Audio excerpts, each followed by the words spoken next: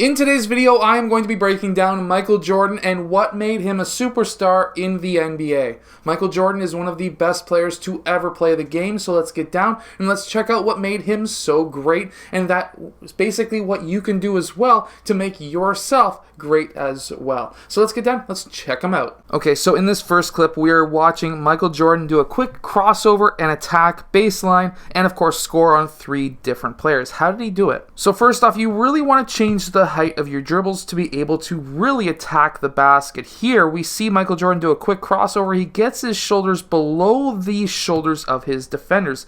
That is extremely important. So when he crosses through his legs, he has his 0 step that's going to be pushing him off towards that left side, and now he's also trying to get his shoulders lower than his defenders. When he does that, he's able to attack that left side, and when he does, he's trying to angle himself and get his shoulder into that defender to try and get himself past so that he can, of course, get the angle that he needs, which he does right here. He gets his shoulder in front of his defender's shoulder. That is death when it comes to attacking the basket. And of course, now he's got 2 players who are coming from the help side to try and block his dunk or layup or whatever's going to happen.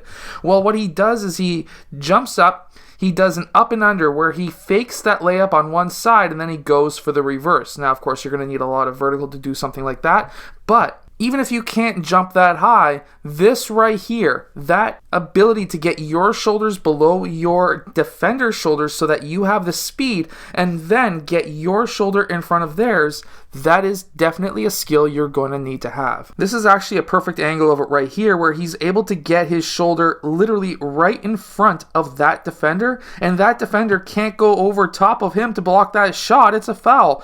So that is essentially death for that defender, and there's nothing that he could do. So here we have Michael Jordan going into that low post, and he notices when he's running to receive that ball right here, he's not just looking at the ball, he's also using his peripheral vision to see where his defender really is. And when he does that, he understands right away that defender is playing him high. He has the whole baseline to his advantage. If he can turn quick enough to be able to get to that rim, he's going to be able to get there. So you have to be really understanding of what's happening on the court. When you get this ball, of course, when he receives it, he's already got his foot planted here as his 0 step to be able to push towards the basket. And then when he turns, he gets his shoulders again down low, angling his body towards the direction where he wants to go, as well as his feet. This is all super important. And that's going to allow you to get to that rim. One dribble, and then of course with that dunk, what he does is he plants his foot, and then he brings that left foot around, only being on his toes, having his shoulders over his knees over his toes, and that's going to allow him to explode upwards using his hips and lower back to be able to get up and of course posterize a player. And of course, one of his most famous clips ever, here he receives the ball and gets double teamed in the wing. He does a quick fake pass that removes that first player. I'm doing this in slow motion because there's a lot of things that happen here. Next, he attacks again, getting his shoulder below the defender's shoulder and in front, which is again extremely important. When he attacks that basket, he is really angling his body towards the rim. This is something that a lot of younger players don't do yet. They tend to dribble standing straight up, and sure, that's okay when you're younger, but if you are really trying to attack the basket, you need to get down low and you need to angle yourself towards the basket so that you can have that angle to the basket.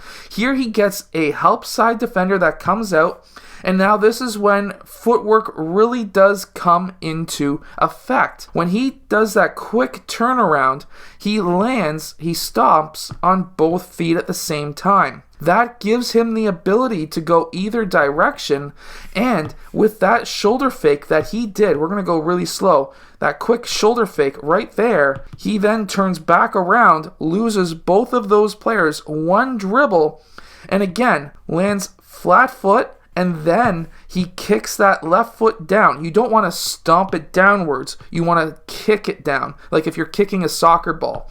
That's going to allow you to get up quickly because that engages that Achilles, which is the springiness to get up, and then again, you're going to be able to post to players. This next clip, you don't need to do anything special. This is just a quick in and out jab cross that, of course, just allows him to break ankles and get to the rim. This is a lot better of an angle, really, but here he does a quick jab with his left foot, and he does an in and out cross. That moves that defender in that direction so that now he's got an open lane towards the basket. Of course, here he does dunk over a very good player, but again, when he's attacking the basket, he's going to attack the basket to score. He's not going up weak with a small little layup that number 54 Grant would never been able to, or would have been easily able to block, but of course, not every kid's going to be able to dunk. I understand that, but if you can do a jab in and out cross, that will lose that main defender, especially if you're going at full speed. That's also something that Michael Jordan was very good at, was going full speed the whole entire time. But if you attack the basket with meaning, that's going to stop players from wanting to block your shot. You don't have to go for a dunk. You could have gone for a jump stop as we see here, and then basically angled your right shoulder into the chest of that defender who would be trying to block you at the youth level, and you can go up with your left hand. Still, you don't have to dunk it, but it does help if you can. So in this next clip, we see a nice hesitation, and whenever you do a hesitation dribble and somebody reaches, you need to attack with one dribble. Every single time this is going to get them. These sideways dribbles, these shuffle dribbles are really important, and it's something that a lot of players don't necessarily learn today all that often, but a side dribble hesitation type move, as we see here, is extremely useful because you can really attack back. Now, if he didn't do a reach-in, Michael Jordan could have crossed back and attacked that right side. Of course, there's a lot of defenders on that side, so he probably would not have wanted to do that. But that defender made a mistake by reaching in. You reach, I teach. All you need to do is one dribble, because as soon as he reaches in, his shoulders are out of alignment, which means that he is going to be not as quick as he normally would if he wasn't reaching in. One dribble leaves him in the dust. He's now trying to rebalance himself as a defender, and you as the offensive player can sky up for the shot and make the shot. It really isn't that hard, to be honest with you, but you just need to be smart in how many dribbles you take. You don't want to take too many dribbles. We can really see it here where that player reaches in. His shoulders are starting to get really well beyond. His heels are on the ground. This foot is not even positioned perfectly or correctly at all. That was a huge gamble on one of the best players ever.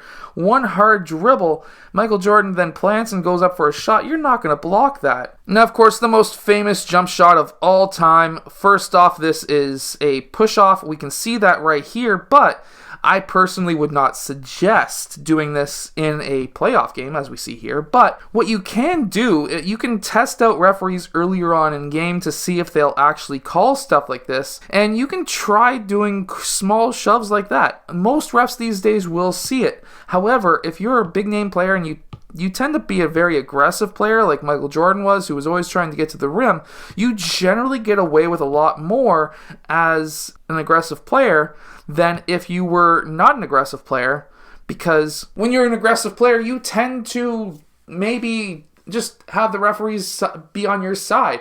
I've seen this when there was a player I used to coach back like 8 or 9 years ago, and he was a very super aggressive defender. He would tack on fouls earlier on in games, and then when it came to the second half, the referees just all of a sudden swallowed their whistles, and they never blew any foul calls on him. And the coaches knew this, and they would let him play through foul trouble because they knew that once the second half came around, the referees just understood, hey, this team in general is just more aggressive, and we need to pull back our whistles a bit because we don't want to have this whole team foul out.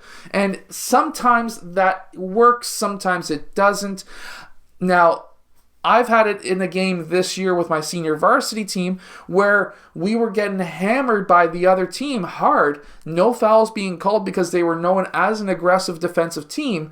So I just said, you know what, guys, go out there and foul them. Foul them. Don't just blatantly hit them, but go after the ball. Go after the ball. If they're driving towards the rim, just hack down on the ball. If you miss the ball, whatever, they're probably not going to call the foul anyways because they're not calling it for them. Why would they call it for us? And that's exactly what happened. Those referees didn't call a foul at all, and we were hacking down on the ball, sometimes hitting the arms. It didn't matter. The referees were not calling it. So you have to go not necessarily by the referee's whistle, but also what the other team is doing too. If you can counter what they're doing, you could be super successful as a team sometimes. Doesn't always work. The fourth quarter, they did start calling it really tight because it was getting very aggressive. But just as a word of an example, that can help you win more games. I hope that you've enjoyed today's video. If you have, hit that like button, subscribe, and I'll see you guys again next time.